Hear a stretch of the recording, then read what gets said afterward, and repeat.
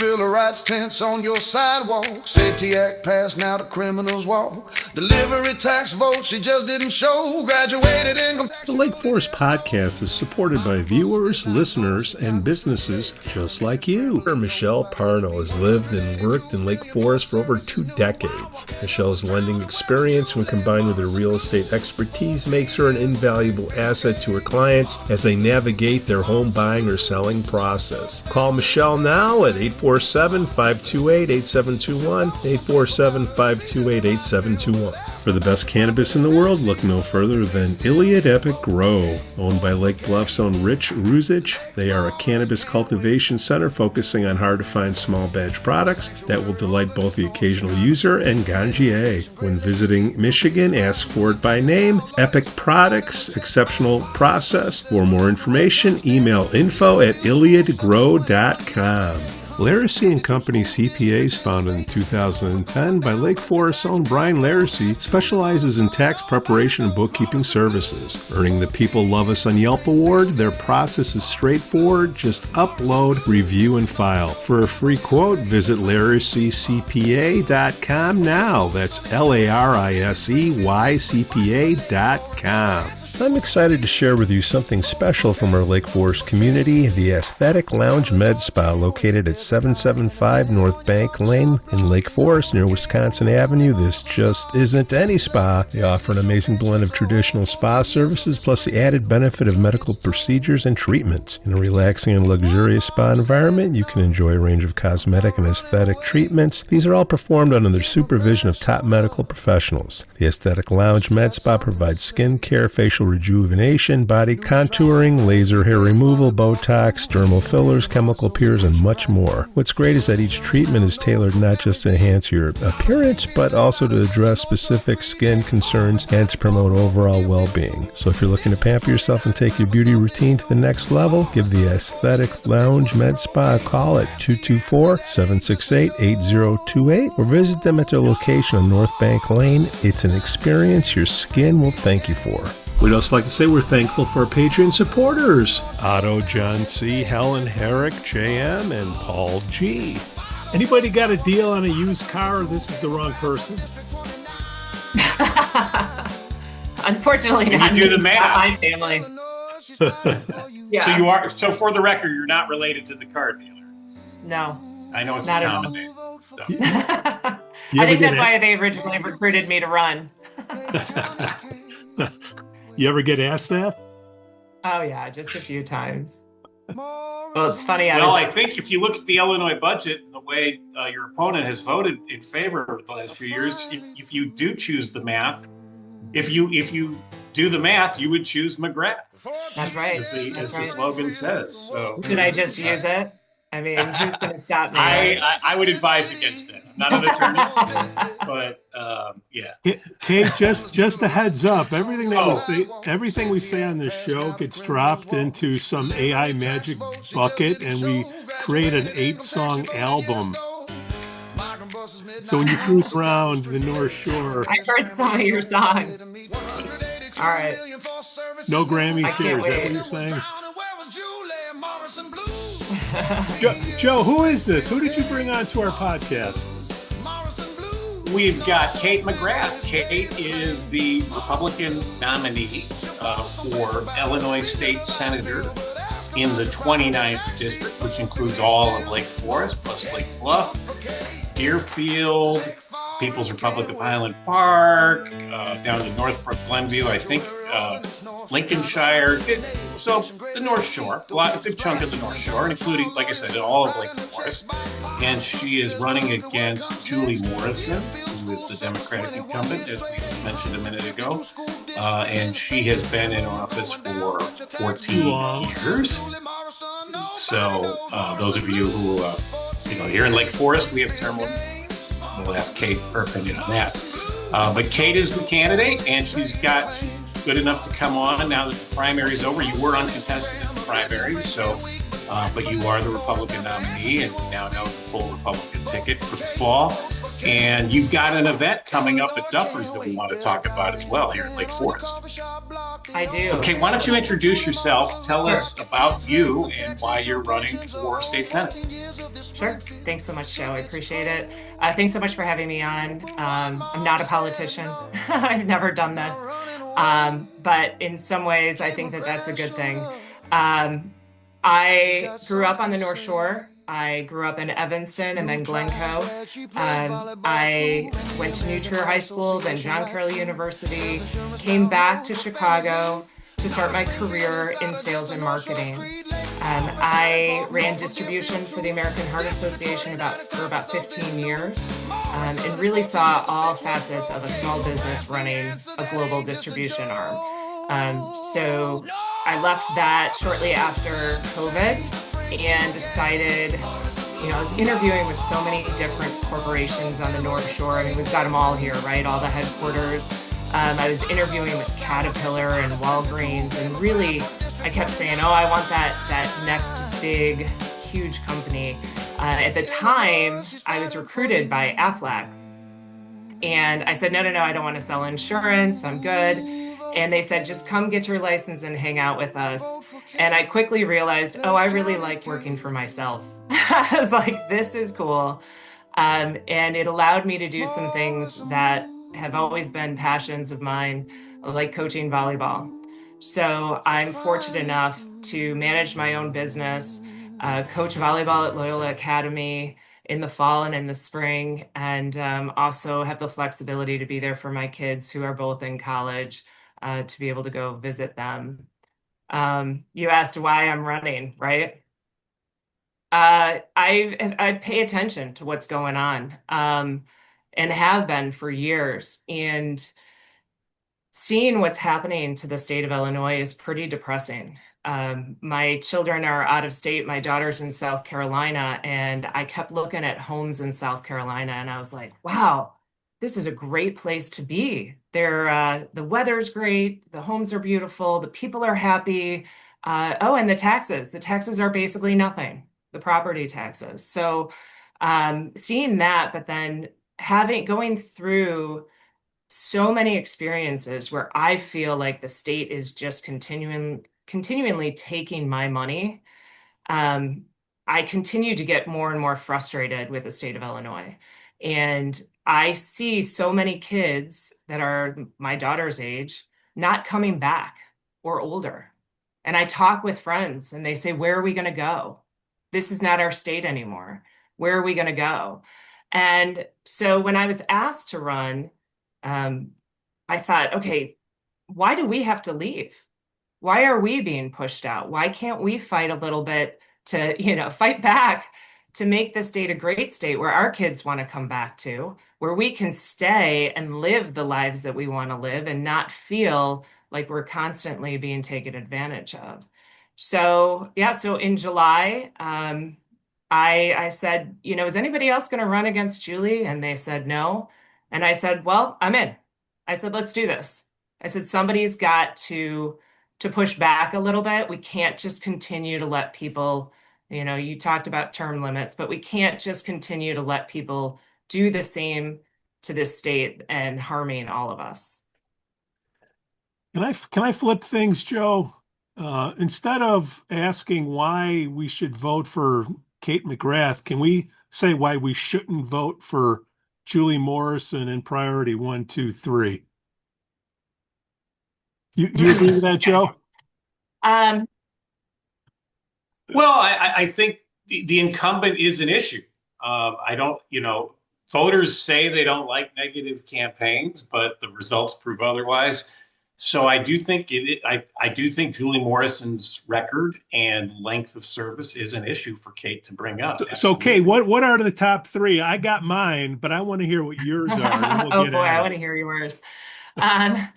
So to be honest, I've never met Julie. I don't know very much about Julie personally, but I know that she's Pritzker's whip, and I know that she is doing the things that he wants to do, passing the bills, making sure the bills pass that they're wanting to pass. We could start with the Safety Act, which is horrendous. That is the single worst thing that has ever been done to the state. And even, Pritzker said something, I don't know, a couple months ago about tweaking it. It's horrible. And, when you have Democrats to just follow suit, I mean, they have the supermajority, and it's pretty sad when I go out and I talk with different constituents and they say, well, I can't vote for you because you're a Republican and I'm a Democrat. And then we start breaking down the issues or the things or the concerns that they have, and we align almost 90% with concerns or the things that they're not happy with. I'm dumbfounded that they're like, oh, but I have to vote Democrat. What did that copper say to you? It's like the single worst thing that's happened. What did the cop tell you, Kate? I'm basically saying that it is destroying their job. So if the police arrest someone and then that person gets let go, they have 7 chances, I believe it is, to go back to court, 7 opportunities for the criminal to show up to court. So the police officer and the victim are there 7 times. The criminals never show up. And then they're just back out on the streets. So we've now wasted our police officers' time 7 times that they're sitting in a courtroom waiting and they're not on the streets. So now we're making our streets less safe and we're letting the criminals back out on the street. I mean, we could talk about how many cases, right? We've had some pretty significant ones lately where you have somebody who's been arrested 72 times and burns a woman on the train. We just had a young man who was murdered. He was run over by a woman who had been in jail the week prior. So, I just feel that right now the state of Illinois really tries to protect the criminals and have no sympathy for the victim. And then, I mean, if we want, we can get into Sheridan Gorman this past week. Although the young woman at Loyola, my alma mater, tragically killed walking the beach with her friends by someone who was here illegally, from what we're reading. But also, so there's that federal issue with the Biden administration letting him in. But then there's the state and local issues of he'd been arrested, he had a record, but because of the Safety Act that Julie Morrison voted for, he was back out on the street and killed this poor young lady. Yeah. So I think that's definitely an issue that concerns people. But let's talk a little bit about the economy. Wait, hold on. I asked Kate. Oh, okay. That's number one. Her... So that's number one. Why not to vote for Julie Morrison? What's number 2? Number 2, I would say property taxes. Nothing's being done to help that. I know that in Lake Forest, an extremely beautiful suburb, I've talked to so many people. There's, mixed reviews. Some are saying, oh, I love paying high property taxes. Look at this beautiful bubble that I live in. And I get it. And then there are some that are really struggling with it, and nothing's being done about that. I talked to some of them and I ask, do you understand if you continue to vote this way? Yes, you live in a beautiful suburb and a beautiful bubble and you have great schools and blah, blah, blah. Your vote is harming children in the inner city, is harming children in other towns. Because if we continue with this, down this path, we are continuing to, yes, I live in Deerfield, great schools. We live in this great little bubble.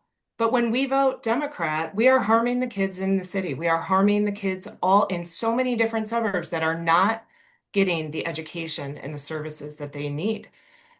So, I mean, tax dollars, and then if you want my third one, education. Yeah. Why are we not allowing school choice? Why? I mean, I think we know why, but who's running the state? And why are we not doing things that are for our children, that are better for our children? You look at how much money is being spent on education per child. It's amazing. It's insane. You look at some of the schools in the inner city, they're spending what, $93,000 per child because the school is at 10% capacity. So, I mean, we need to give better opportunities to our children throughout the state and give the power back to the parents to make the decisions for what is best for their children. And there was a tuition tax credit that was adopted a few years ago when Rauner was governor. And even Mike Madigan went along with that, I think because the Cardinal called him and yelled at him to do it. But Pritzker and Julie Morrison let that go away, and that really hurt a lot of kids. So, and now there's a tuition tax credit opportunity federally, but Illinois has to opt into it. Many states have already opted into it. And there was just a story in the Tribune yesterday. Even Susana Mendoza, who's the outgoing Democratic comptroller, is trying to get Pritzker to be on board with this. And there was a nasty text exchange between the two of them that the Tribune outlined. Obviously, I'm going to guess Susana Mendoza leaked the text chain. But nonetheless, there's these opportunities to do what most states are already doing, and that's school choice. So you're definitely on board for that. What type of school choice? How would that look like if you could be in charge of all of this or have a say in this? What would you like to see done? Yeah, it's super complicated. I know that you guys have had some conversations on your podcast about school choice and what does that look like, or allowing kids in different suburbs or different towns to come join some of the higher level institutions. I can't remember, Pete, it might have been you, but you mentioned voucher systems. No, My that's brother lives Joe. in I don't say Florida. vouchers or school choice because that's bad words. Okay. I call it something else, to continue. All right, sorry about that. So Joe, so my brother lives in Florida, and his kids have all used their system to be able to go to the school that is best for them. And I mean, it's even been so far away, but it was important for them, for their child to be at that school for whatever reason, but it gives them that flexibility. I think about my children's education, K through 8, they were in a small private school here in Deerfield, Catholic school. And, if I was able to have a voucher, some money to go towards that, that would have been significant. And then I think about my children going to Loyola, we paid a fraction of what is being paid at the public schools, and they had an outstanding education and all the opportunities. So I also think that school choice creates competition. So one of the schools in Evanston, a Catholic school, was shutting down. The parents all got together and said, can we take it over and create an academy? Okay, so it's no longer through the archdiocese, but we want to take it over. We want to run it like a business. And they did. And the arch allowed them to have the property, but run it as an academy, like a charter school. And it's fantastic, hugely successful. Teachers are making more money. The principal's making more money. The kids are getting an outstanding education. It can be done. And I feel like if the money follows the student, can't we create academies or charter school or whatever, just top-notch education? And it may be the public school, right? It's whoever is going to compete for those dollars. They're going to have the best education, the best outcomes, and let the parent make the decision as opposed to being stuck having to send your child to, and in the inner city, some of these schools where kids are not reading or writing at grade level, and these parents have no other option. So give them an option. Kate McGrath, let's do the math. I'm sure I'm going to get a cease and desist on that one sooner or later, but you coach at Loyola. The tuition's roughly 21 grand a year there. And I'm just doing the basic behind the envelope AI math here. What taxpayers are paying in Illinois per student is roughly about 20 grand. Is that like a fair comparison? So why can't you know what? I'm in North Chicago and my kid wants to do better, have a better life. Why can't they take that 20 grand and use it somewhere else at a better school? Is that what we're talking about here? Yeah. That's the math. Yeah. Okay. And I don't think that's the math. I don't think that it limits the quality of these schools, right? You still can have the same standards to get into them, right? I do think in California, there, or not California, in Florida, there were some issues where some of the private schools said, "Oh, now you're getting money from the state. We're going to make our tuition so outrageous that you're not going to be able to afford it with the state's funding." So I do think there has to be some regulation on some schools can't say, "Oh, now that each kid gets 20 grand, I'm going to make it 40 grand and price them out." But I think, especially at the lower levels, I was talking with my mom. She was a child psychologist. She worked in Evanston at the police department, and she wrote an article, and I think it was late 80s. She wrote an article of how critical it is for children to be able to read at the third grade level and how lost they get if they aren't there at that stage. And so we have to focus so much on those early years, but imagine having the opportunity as a mother or a father in a bad area where the education system is failing to say, I'm going to take this money and I'm going to be able to put my child, whether it's 10 miles away, whatever, into the school that has competed in that area to earn my money. Why are we so afraid of differentiation? Is that what the constraint is here? That the unions or whatever they don't want you to know who's performing well or not? Like what why can't this happen? What's holding it back, Kate? So, I don't know because I asked that same question. Why wouldn't you do this? Why wouldn't you do this? I think it's funny when people from Canada are like, "We have the best education." And you're like, "Do you have school choice?" And they say, "Well, yes, we do." Have you ever And you're like, talked to "Yes, because somebody from everyone's Canada, competing." Abe? Yeah. Hey. Um, but yeah, I mean, the only thing you can think of is the teachers' union, right? And the hold that they have over our politicians. And, most of them send their children to private schools in CPS. Most of the teachers Yeah, the send, president of the Chicago Teachers Union sends her son to a Catholic high school, I believe. yep, So, yeah. yeah.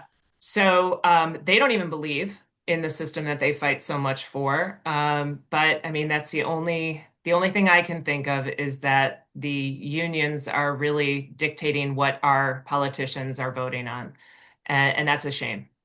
And I might add, Governor Pritzker sent his kids to private school. President Obama, when he lived in Chicago, sent his kids to private school.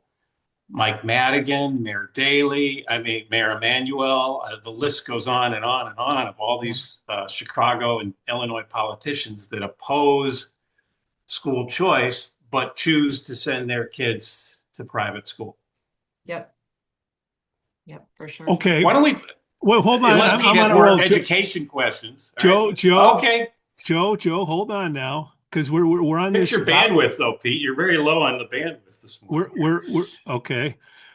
We're talking about It says this. your network bandwidth is low. Okay, that's what she said. All right, so we got this issue here, and I just really want to get to the bottom of it. And we say the unions, they play a role, but again, it's 20 grand whether I do pay taxes or I go private. I'm in Lake Forest. Let's get back to local why I should care because not many people care in this town because only 245 voted out of 16,000 at our caucus elections. Shame, shame, shame. But if I'm paying the taxes, I have no kids. And yeah, I understand the community debate. You're part of a community, you got to pay for services you don't use. But as the generations are having fewer kids, that means that there's more taxpayers paying for these services that nobody's using. Why can't I say, hey, in Lake Forest High School, they're only operating out of at 60% capacity. Why can't I open it up to 80, make it 80%, give the other 20% to North Chicago kids that have merit? Yeah, I mean, that's not really something I've thought about too much, other than I know you guys kind of debated about it as well. Um, yeah, I think that that's something that could happen. Again, you want to make sure that you're keeping that high level education, but I do think there might be some pushback as well. on that. So um, I think that that is a good idea. I think we should have more max capacity at the schools, and Lake Forest for sure, I know, is one that is down. We play Lake Forest, and the coach tells me every year, he's like, "Oh, how many kids did you get to try out this year?" And at Loyola, I'm somewhere around 60 to 70, and he's like, "Oh, we had 25 kids, so we didn't have cuts." So yeah, I see we have a little bit higher enrollment, but um, you want to be using, maybe we consolidate buildings too. I mean, we could talk about the amount of government buildings and schools and agencies and administrations, and we have so much. So I do think there are some opportunities to look at how we can consolidate, because most of the schools are down. I think Deerfield's down 20%. I think Evanston might be the only school district on the North Shore that is growing, but we have so many schools, we have so many school districts. We need to be able to bring the cost down. I don't know how specifically you would pick and choose what children would come over, but I don't necessarily see it as a bad thing to be able to open it up if you have a building that is somewhat vacant. And also looking at just the administrative overhead. I've Yeah. said this many times on this show, but 1 out of every 10 school districts in the United States is in Illinois. Yeah. It seems other states have got it down to where, yeah, the schools remain local, but the districts, they reduce the overhead costs. So maybe that's something that the legislature and the state can look at to take the lead on, is some type of consolidation of some of these school districts and some of the other local units of government that cost. We're paying for a lot of administrative overhead, so you could save money without even cutting any real services. Yeah. If you look at it closely enough. For sure. But the taxes in Illinois. I always see these two statistics are not a coincidence. And that is, number one, we have the highest tax rate in the nation. If you take all the state and local taxes as a percentage of household income, Illinois is the highest. We are constantly dueling with New Jersey to be the worst state in terms of property taxes. One year it's them, one year it's us. Not a race I want to be in. And not so coincidentally, Illinois also has the largest outbound migration rate. More residents are moving out of Illinois as a per capita than any other state in the country. Yeah. So what can I have to laugh when I look back. We've tried to get Julie Morrison on the podcast a few times. I wrote her an email, never heard a word back. I know she's been on that other podcast, the sleepy NPR non-transparent podcast. And one of the things she said on there that just, I burst out laughing.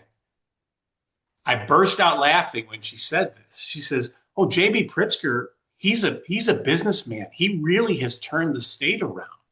He knows what he's doing because he knows how to run a business." I can't,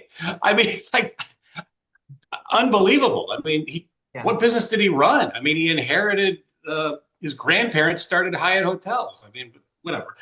I just found that just absolutely laughable. She thinks, that the state and their way of turning the state around is they think it's great that they doubled the gas tax. Julie Morrison voted to double the state gas tax.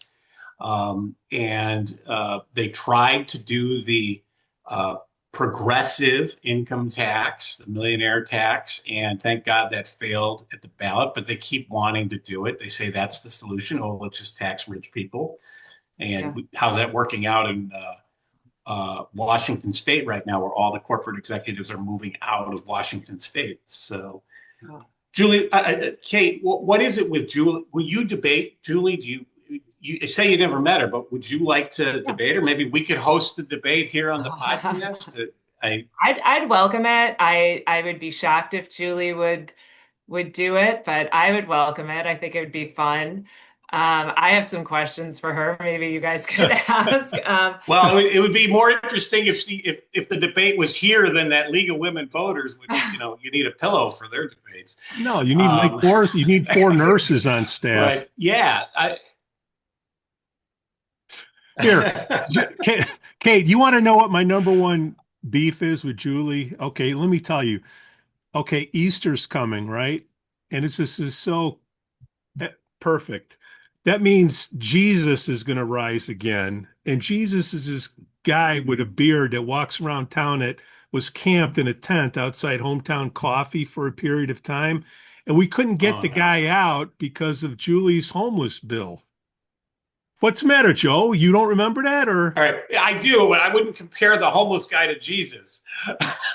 You can compare the likeness to him. Fair enough. And he's on a skateboard, so he looks like he's hovering through town. So walking on water.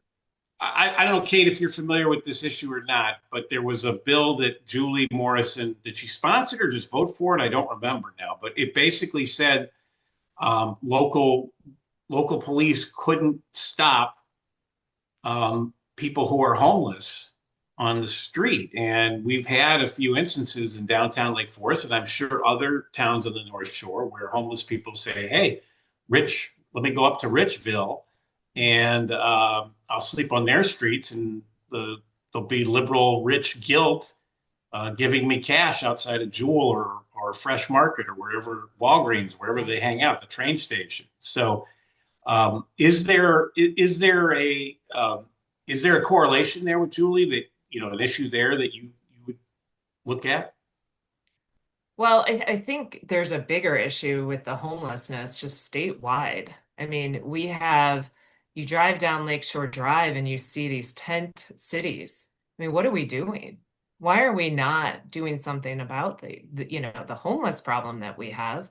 And yet we've invited people in to our city, to our state, and we're taking good care of them. So I think you're talking about the illegal,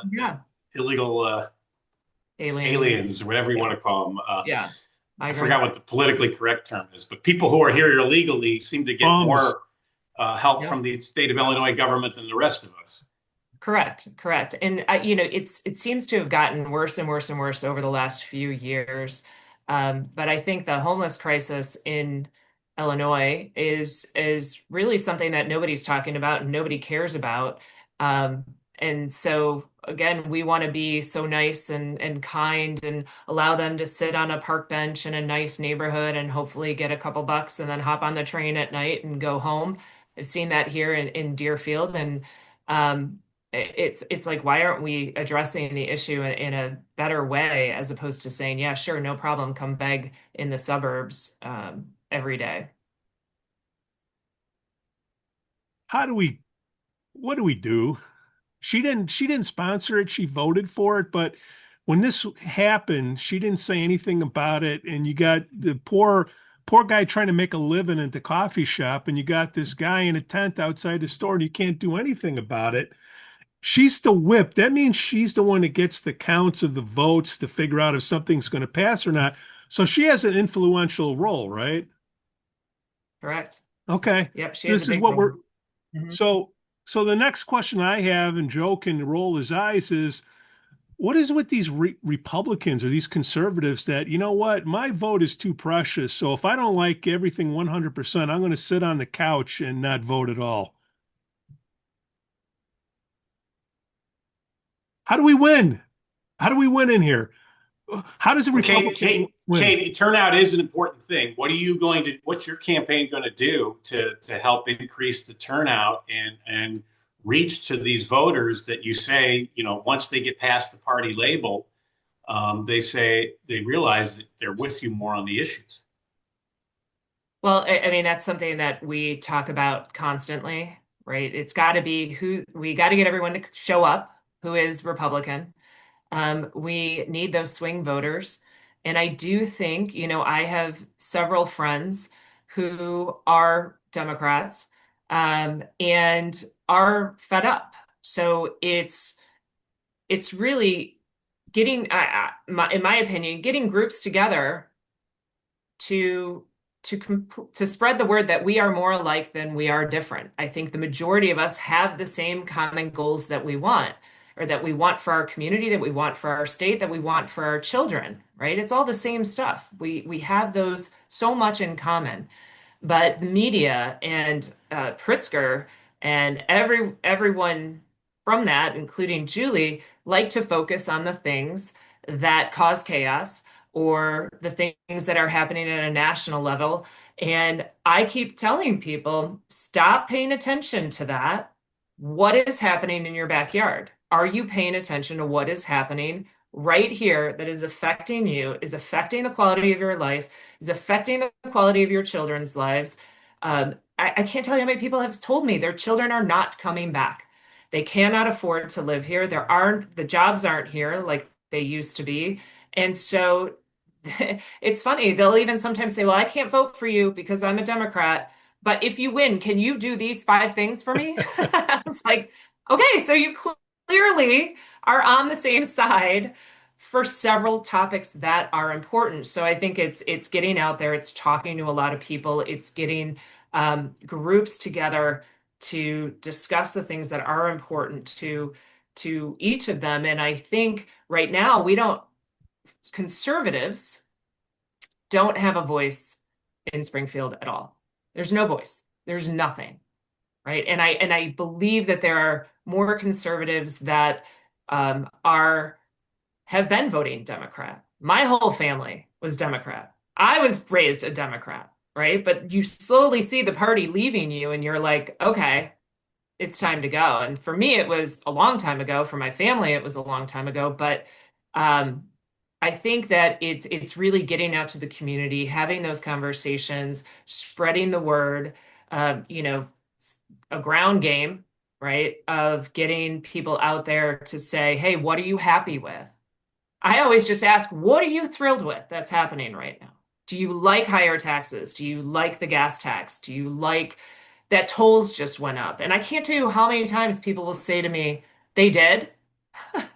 What? Yeah, we talk about a referendum in Deerfield to raise your taxes, to rebuild 4 of the schools. Did you know that was going on? No. Did you vote for it? No. Okay, pay attention, right? So it's really having those conversations, small groups, spreading the word, and just getting in front of as many people as possible. I mean, But and why aren't they then come? Like, what getting is the vote out. help me with the mindset, Kate? Because I would love you to win, but I'm just trying to understand like why they won't get up and go and it. Okay, I'm not talking about national elections. I'm talking about this local stuff. Is it because the Democrats are incented because their jobs are more on the line? They're more into these unions and legislators and all that versus the Like, why aren't the conservatives going out and voting, in your opinion? So I think it's definitely some of them are part of those unions or part of those groups. But I also think a lot of them don't feel like their vote matters or that their vote counts, and they've been showing up some have shown up most years, and they just feel like they're not getting anywhere. And when you have more and more conservatives leaving the state, you feel like your vote matters less and less. So it's you can't give up. You can't say, I'm not going to show up. I mean, you have to go, you almost have to go and grab every single one of them. And how you do that, I mean, that's just going to be part of the strategy. But I even look at the primary and getting together at a precinct and trying to just go door to door and get the word out and explain to them what's going on. I wrote letters in my precinct to my neighbors and said, hey, this is what's happening, and I'm here to help, and I want to help make this better. So go vote. And here's how you should, here are the different people that you have an option to vote for. Go have a say in this, especially in the primary. You're like, you get to pick what Republicans are going to run. So it's definitely a tough thing. I do see a little bit of a change though happening because it is so outrageous what we're going through right now. Um, you know, in terms of the taxes, I see friends of mine who are Democrats saying, I'm going to bring friends over to meet you. We're sick and tired of this. So the other interesting thing is with social media, we are exposed to so much more. Now, the algorithms are going to make you see what you want to see half the time, but I urge people to go to the different sites, the different I don't want to say mainstream media, but the all the different broadcasts or channels on social media. Make an informed decision. Don't just stay with your same channels. And then look at what is happening locally and just go with your gut. Like have some common sense here. If people are okay, so let's start with the businesses. I work with small businesses and individuals across Illinois. I have had 4 or 5 businesses shut down in the last year. They just can't do business in Illinois anymore. One had been in business for 60 some years. Okay. They're all hurting. More and more businesses are leaving Chicago. Okay, we know that. I don't know if you guys are downtown very often, but I'm downtown a lot and the buildings are empty. Okay. A friend of mine took me up to her office, her family's business. They have half of a floor in one of the most beautiful newer buildings in the city. And I was like, this is a gorgeous office. There were 2 people in there. 2, and I said, oh, you have 2 employees in today. And she said, no, we rent that out. Those aren't even our employees. We don't even have anyone on staff. And as soon as the lease is up, we're getting rid of this space. And I said, well, where are your employees? Well, they're all remote. And now we actually don't hire mostly we don't hire mostly in Chicago. We hire all over because it saves us on cost. We don't have to pay as much. And you're like, oh my God, we're destroying the city. But the more and more businesses leave, the more and more money we have to find, right? The businesses leave, they're no longer paying the taxes. If they leave and the employees are no longer employed, now we have more people we have to take care of, and we have to supplement the tax dollars that are no longer coming in. And we just see it over and over and over, every company leaving. And then we know we got to pay more. And then you see in Cook County, their taxes skyrocketed, right? And that's because a lot of the buildings downtown are no longer paying as much. So it skyrocketed so badly that in the Democratic primary, the Cook County assessor lost just this month. So it is something that cuts across party lines, and I think there's a lot of people who, if you talk everyone wants to talk about President Trump and national issues, but I think there's a lot of people, if they sit and do the math and do the research and set aside the party labels, they may vote still Democrat nationally for other reasons, but they may say, you know what? Kate McGrath makes a lot of sense to be in the state Senate. Yeah. Yeah, it's like voting for the same thing and expecting a different outcome, right? I mean, we all know that never works. And so I don't know anyone who's thrilled with the state of where we're at. I mean, I really don't. But Do you hold on, know Kate, anybody who's like, oh, Kate, you, everybody, me, we point these fingers, and yet nobody is still. They don't care enough. You know what? I live in a crappy state. I pay crappy taxes, but you know what? It's not crappy enough for me to get off my butt and go vote. We still run into that same thing. So then and also the local. Yeah.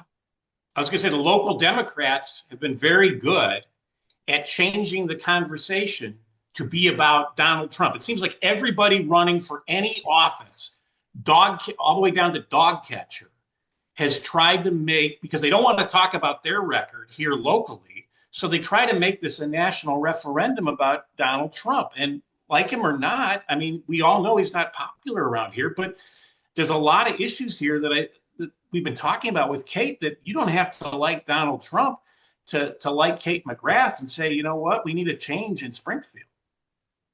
But I don't see, I don't know how does Kate win though? I'm trying to figure out. The only way I could figure out Kate could win is to be a conservative Democrat, but then she's going up against somebody that's been in it for 13 years and has money backing her. That's really big with the insurance companies. Like how do you, that's the only way you could debate her, right, Kate, is to go on the Democrat side, because she's never going to debate you on the, on the other side. Right. Right. Well, it's funny. I had many people say to me, "Wow, that's great that you're running. Why are you running as a Republican?" It's like, Yeah. oh, should I just have said Democrat? Is that what you wanted? But yeah, I mean, it's definitely going to be an effort. It's to me, it's exciting. It's fun. I mean, sure, there are the Save that for names the that have other already been. podcast, Kate. That's not going to play here. We If got they to ever, if they no. if they We ever got do to. another I podcast. How do we get? I Is there love the challenge. is okay? It's a challenge, but the problem It's a big is we challenge. have the Republican, whoever's leading our parties here. And I'm sorry, Joe, it's the same old blowhard, do as I say, not as I do rhetoric that goes out there that turns people off, and nobody pays attention, and nobody researches what the issues are. So we're kind of stuck here. And I'm just saying, you know what? Instead of, I want to stop complaining and I want to wave a magic wand and figure out how to fix it. Somehow, Rauner won as governor, I don't know how long ago. What scenario happened there, Joe and Kate? And what scenario can happen to get this Pritzker guy out of here? Hopefully he runs for president and loses, and then somebody else comes in. Like, give me some hope here, you two. Well, there's a lot of reasons that Bruce Rauner won, and then there's a lot of reasons he lost 4 years later. That would be a whole podcast, and I don't know if Kate wants to rehash the past. I will point out that 2018 was the last time anybody even ran, any Republican candidate even ran against Julie Morrison. It was Barrett Davey, who lives here in Lake Forest, I think is on the Plan Commission now. But so she hasn't even been challenged in a while. And I think she's one of these comfortable incumbents. Again, this is why we need term limits, but she's one of these comfortable incumbents that just, and the only reason she wins is because she has the word Democrat next to her name. If Kate was the Democratic nominee and Julie Morrison was the Republican nominee, it'd probably be the numbers would get reversed because people are voting the party label. I mean, and I think, Kate, this is a good opportunity to talk about one of the, to get to people. You're obviously going to go out, as you said, knock on doors. You're going to hopefully debate her maybe on this podcast, but you need to send mail. You need to do messaging and stuff. So that all costs money. And Julie has a war chest, so you got to match that. Yeah. So you're having a fundraiser coming up at Duffers. Why don't you tell us all about that? Sure. So fundraiser at Duffers, Friday, April 10th. So it's about 2.5 weeks away. It's going to be from 5:30 to 7. Yeah, we're really excited. We invited quite a few people, and then we're posting it wherever we can. But yeah, that's, got to get started and got to get moving. And it was funny because, I didn't know, being never having done this before, but I didn't know all the rules about fundraising. And so they came back to me and they said, well, you only have 2 days in April that you can fundraise. And I said, oh, really? They were like, That's yeah. true. So you can't fundraise. You can't fundraise when the legislature's in session because it's unfair to that was one of the craziest bills I ever saw. I understand why they did it, because legislators used to hold fundraisers in Springfield during the session. And that was just wrong. Yeah. So they finally cracked down on that. But then they said, okay, well, of course, all the incumbents were saying, well, that's not fair that our challengers can hold fundraisers back in the district when we can't. So they passed this bill, this law, under campaign finance reform, that no one can have a fundraiser when the legislature is in session. So Julie and these other Democrats could just decide, well, let's just stay in session all the time so our opponents can't have fundraisers. I mean, that's how crazy that is. Yeah. But you've got one. You've got it lined got up. it. It's all We're all set. set. We found a date that Yeah. Julie hasn't. It's too late now for Julie to call a special session in Springfield, and I can't even remember who the Senate president now is down there, but Don Harmon. But yeah, I mean, it's kind of you need funds to compete with her. I mean, you can't. Right. You know, you don't have to have the most amount of money, though that would be nice, but you have to have a certain amount of money to be competitive in this, because let's be honest, the North Shore, you got to cut through the chase. Every day in my mailbox, there's like 20 catalogs from businesses. So you got to have mail that you got to have mail. You got to have mail that works and gets people's attention before they throw it out. But also you got to have other types of messaging too. So that'll do it. All sorts of ways that you could. You really think that's going to do it? That's it. That's all we need to do. That's all we need to do. Okay. What's that? Do what? The mailers. She needs to raise money, Pete. Yes, she needs to raise money. She needs to raise money, but seriously, mailers are a part. If you had all the money in the world, how many points could we? Mailers, Pete. I've seen campaigns that if you look at campaigns that mail and campaigns that don't, the campaigns that mail come out ahead. So yeah, she needs to have mail. Is it the sole thing? No, absolutely not. But it is a component of a winning. You know strategy, who says you need mail? Especially the guys that are selling the mail. That's don't listen to him. All Pete. the consultants. Don't listen to her, Kate. I'm not a consultant. I don't make a dime off of direct mail. I'm just saying it is a part. If your opponent is putting mail in the mailbox and you're not, you'll probably lose. I hate to say that. It's just part of. But I've also seen. Look, if she does the mail, sent a mail piece every day when she ran for mayor. And how much money does Kate need to spend to win? Do you have an answer?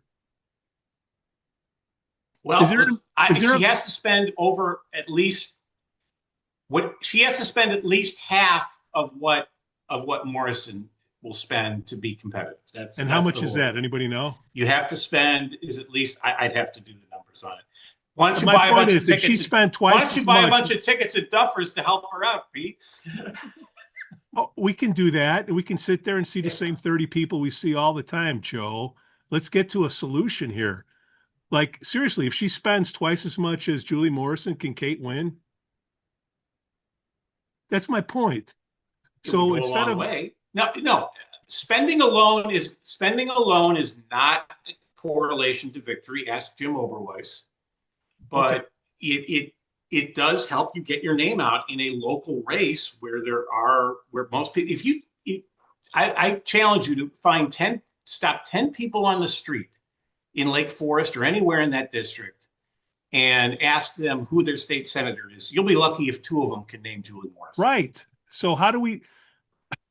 So if there's no money, contact, that's going to educate the market. And the district has a majority of Democrats. But Pete, if there's no contact and no one hears about Kate McGrath, and it comes down to coming to vote, and all they're doing is watching Fox News and MSNBC and CNN and whatever other national cable outlets, they're just going to vote for the Democrat. So Kate has to get her name out there and explain why they need to cross over and vote for her. And I think she's doing a good job here. So there are all sorts of tools in the toolbox of an effective campaign. You're a coach. You're a coach. No, hold on. You're a coach. You like to do your homework, scout the opponent, see what needs to happen to win. And what I'm trying to do is define what are the parameters that need to happen to have you win. If it's a money issue, how much money? Is it a vote issue? What do you need to flip in order to win? Does anybody have that down? I just want to know what victory looks like so I can get fired up. So when I go to talk to somebody, this is what needs to happen. Here's what I know. 16,000 voters in Lake Forest, only 245 showed up for our caucus. Okay. How many do we need to come out to get Kate to beat Julie Morrison so we don't have to have homeless people tented in our lawns? So I'm gonna take a little bit of a step back. Okay. There's so much that needs to happen. Okay. When I agreed to run, I said, okay, when do we get together and strategize? Right? When do all of us Republican candidates get together and strategize? Yeah. I'm a businesswoman. I'm a coach. That's what we do. We're a team, right? And they said, nope, you're on your own. And I said, well, that's so silly because we all really do have the same message, Yeah. right? So, and we know that the Democrats do it really well. We've already talked about it. I think Pritzker came out of his State of the State meeting, or presentation, whatever. I didn't really listen to it, but the same talking points came out, and every Democrat, Julie included, was saying the same thing, right? Trump Yeah. is bad. Trump is taking all of our money. That's why our budget's so bad, and that's why we need more money from you, right? I mean, that's the same message we've heard for the last 6 months. But we need at a larger scale. Now we know who's going in as every candidate throughout the state at every level. And we need to come out with the messaging that says, are you happy with where we're at? Are you happy with your taxes? Are you happy with the fees? Are you happy with the lack of job opportunities? Are you happy that the Bears are talking about leaving to go to Indiana? Are you happy with that?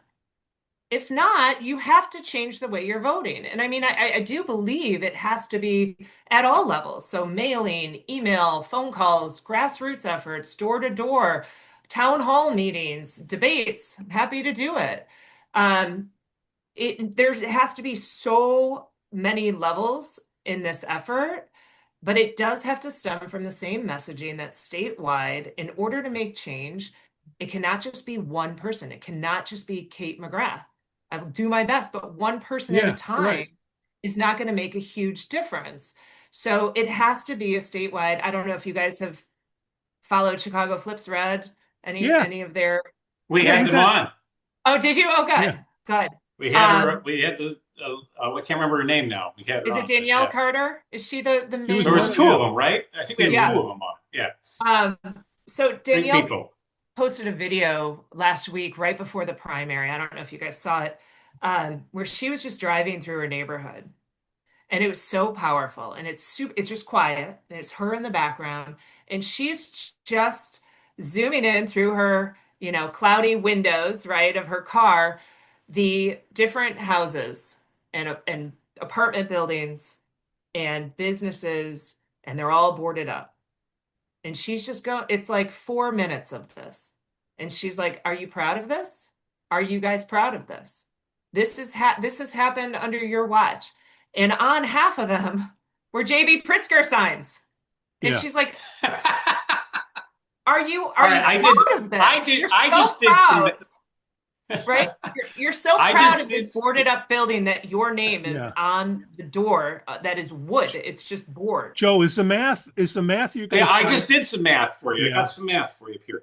So the last contested election that Julie Morrison had, we mentioned it a few minutes ago, 2018, her versus Barrett Davy. There were almost 81,000 votes cast, and Barrett got just under 30,000. So doing that math, you need to get about what, 15, 16,000 more votes out of that to Yep. turn that from a Democrat victory to a Kate McGrath victory. No, we need base, money. We need money. Kate. That's the base vote in a mid, and that was a midterm election. So that's a fair comparison because that 2018 was a midterm. So the base vote is 30,000 and the total votes is 81,000. So you got to get at least 43,000 to win that. So you got to pick up, about. Yeah. Did Julie Morrison, when she went to run, did the Democratic Party tell her that, hey, sorry, you're on your own, or here's some money? Well, they recruit it. That's what I'm asking. So let me get this straight. Hold on, Joe, hold on. I got to get this straight. I need to build a foundation here. So the Democratic Party, they need you have to advertise, so you need money, and they can get it from the unions. I'm making a generalistic assumption, but there's a pot of money there that they can go recruit and fund all this stuff. The Republicans, there isn't anything to go. It's all individual people, silos all over the place. Maybe Uline is there. That's how we get money. Is that true, Kate and Joe? Is that how this is set up, or am I off? Yeah, it's become that way. There was a time when there still is a Senate Republican campaign committee, and just as there's a Democrat state Senate committee, that raises money for races, but because of the fact that Illinois has become, not only is it a Democratic legislature, it's almost a veto-proof legislature, as Bruce Rauner found out when he won for governor. He still had to deal with an overwhelmingly Democratic legislature that could override his vetoes. They have the money dried out. There was a time the Republicans controlled the state Senate. Remember Pate Phillip? He was the state Senate president for many years on the Republican side, and Pate raised a ton of money. Pate's now dead, and most of those guys, Edgar and Ryan and Thompson, they're all dead now. But the numbers are there, especially on a district like the North Shore. The North Shore is not the South Side. There are a lot of people here, as Kate will find, and is finding, as she said earlier, that if you talk to them, and if you talk about issues and not party stuff and not national stuff, but talk about state and local issues, they will cross over and vote for. Can we talk about volleyball? It's got to find like about 14,000 of them, Kate. Well, I think it's, yeah. I mean, that's what we need to do. And I think there has to be a huge statewide effort that we all support each other. And I know everyone I have talked to, including Darren Bailey, about this, they're on board. Everybody, we have the same messaging. We're just doing it in our own little silos. And if we can find a way to do it on a grander scale, to reach more people in a very meaningful way. I joked with someone recently because they said, well, who's endorsed you? And I was like, well, I don't know. A lot of people have said the that Lake Forest podcast. Like, I didn't know that I was supposed to like post it, or, I've never done this. Right. So, I said, I've never once voted for a candidate because of their endorsements. I go, to be honest, I've never looked, I don't know a single endorsement ever for anyone I voted for in a local election. And I said, but I do know that when I see certain things that are powerful and meaningful to me and my family, whether it's a commercial or a video that's gone viral, or, I was just saying that this video from Chicago Flips Red, powerful video to show what is happening to it could be to our tax dollars. It could be to, our schools, it could, whatever, the crime, like, why do we have to live through that? But if we can get to normal voters, and I say normal voters, I should just say normal residents who may not pay attention, as you said, most people probably don't even know who their senator is. And I think that that's true. So if we can get to those people in a meaningful way, which I believe we can, I know we can, then we can help them see what is happening right in front of them, as opposed to, like you said, looking at Fox News and CNN and MSNBC and really saying, paying attention to what's happening on a global scale or a national scale and missing what is happening right but beneath their nose. So I think that there's a huge opportunity there, because I don't think it's been done. Do you think Illinois has got to go bankrupt before anything happens? I don't know. Okay. Something drastic. I think we're trying to avoid that. We're trying to prevent that from happening. But well, you can wish a few more election cycles of the same thing. It may happen. That's why we need to vote for people like Kate.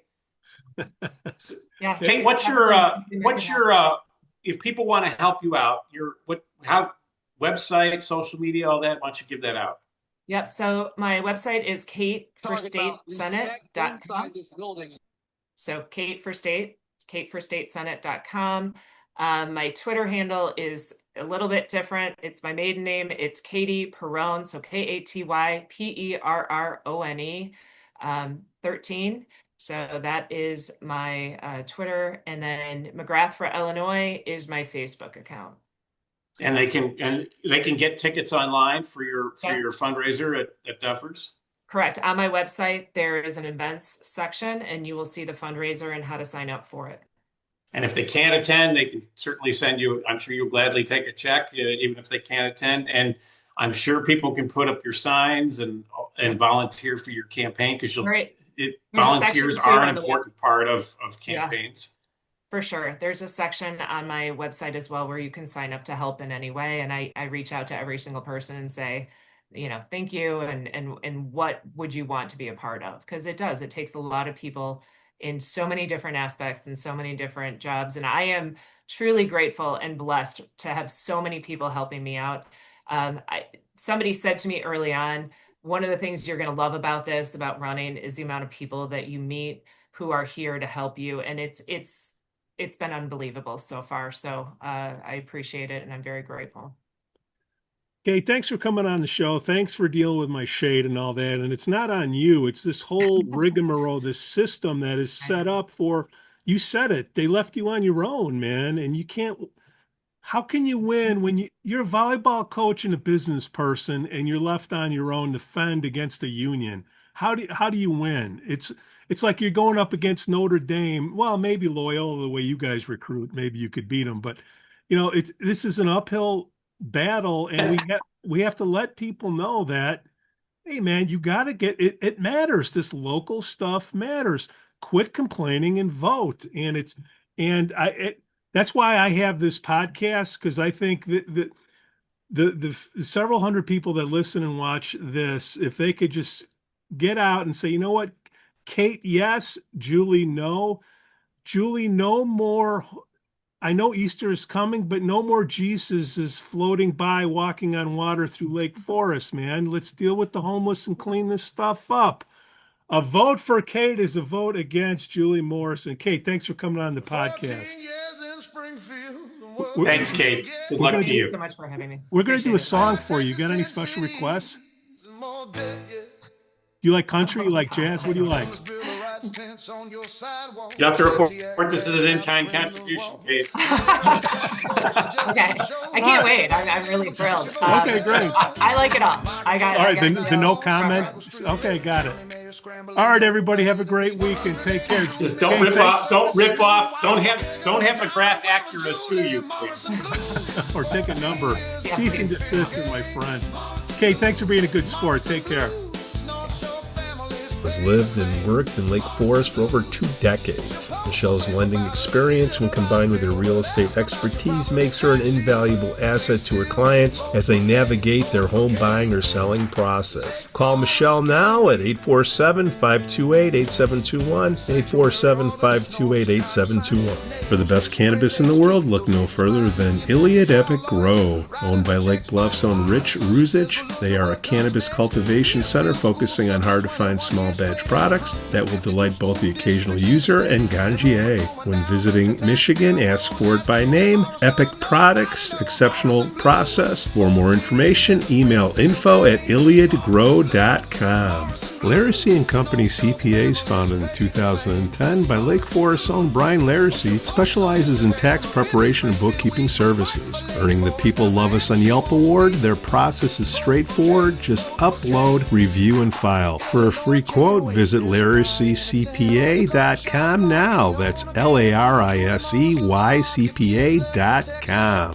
I'm excited to share with you something special from our Lake Forest community, the Aesthetic Lounge Med Spa, located at 775 North Bank Lane in Lake Forest near Wisconsin Avenue. This just isn't any spa. They offer an amazing blend of traditional spa services plus the added benefit of medical procedures and treatments. In a relaxing and luxurious spa environment, you can enjoy a range of cosmetic and aesthetic treatments. These are all performed under the supervision of top medical professionals. The Aesthetic Lounge Med Spa provides skin care, facial rejuvenation, body contouring, laser hair removal, Botox, dermal fillers, chemical peels, and much more. What's great is that each treatment is tailored not just to enhance your appearance, but also to address specific skin concerns and to promote overall well-being. So if you're looking to pamper yourself and take your beauty routine to the next level, give the Aesthetic Lounge Med Spa a call at 224-768-8028 or visit them at their location on North Bank Lane. It's an experience your skin will thank you for. We'd also like to say we're thankful for our Patreon supporters, Otto, John C., Helen, Herrick, J.M., and Paul G.